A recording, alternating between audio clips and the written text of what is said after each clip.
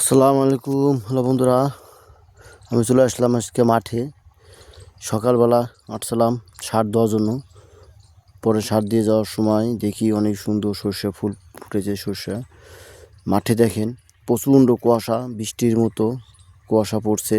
তারপরেও মানুষ মাঠে আসছে কাজের জন্য।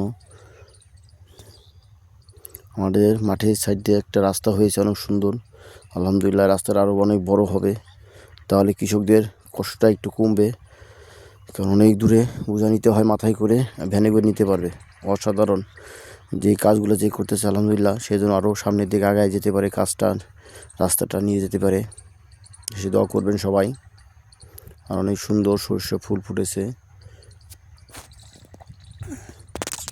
অসাধারণ সর্ষে ফুল,